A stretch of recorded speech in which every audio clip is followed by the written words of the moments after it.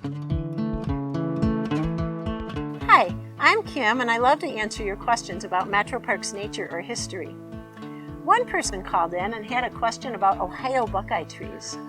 The person asked, where can I find Ohio Buckeye trees, and how do I identify them? Well, the first part of that question is pretty easy to answer. The Ohio Buckeye tree is very common along most of our rivers and waterways. So you can find Ohio Buckeyes along Swan Creek, along the Ottawa River, or along the mighty Maumee. How to identify it is really best explained based on the seasons.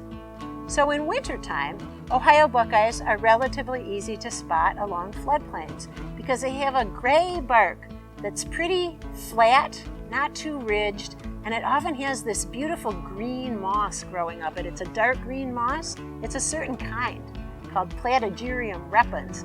Some people like to call that creeper moss.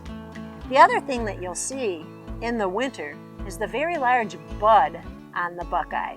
So the bud has really pretty patterns and it's really big, and if you look closely at it, it reminds some really imaginative naturalists of a voodoo mask in the bud. Once that bud opens and becomes a leaf in early spring, buckeye trees become really easy to see in the floodplain because they're the very first ones to leaf out. And so if you're walking in early spring, they might be the only tree with leaves. When they leaf out, the leaf is actually 5 leaflets. It's called a compound leaf. And so it has 1, 2, 3, 4, 5 leaflets per leaf. The leaflets are like little team players. And not long after the leaf is full like this, you'll get a beautiful flower growing.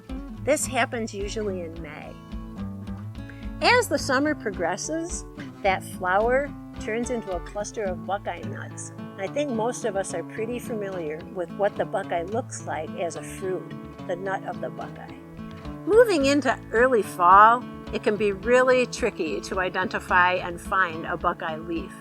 The reason for that is buckeye leaves came out early in the spring, and so they drop really early also, sometimes as early as August.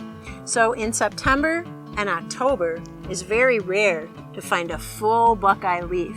They've fallen off in leaflets and they're down on the ground. If you have a school child who's looking for a fallen leaf in a Metropark of an Ohio Buckeye, and they're doing this as a fall project, it's going to be kind of difficult to find an Ohio Buckeye leaf. If you have a question about Metroparks nature or history, I would love to have your question answered, so send me a text or a phone call and ask the master interpreter.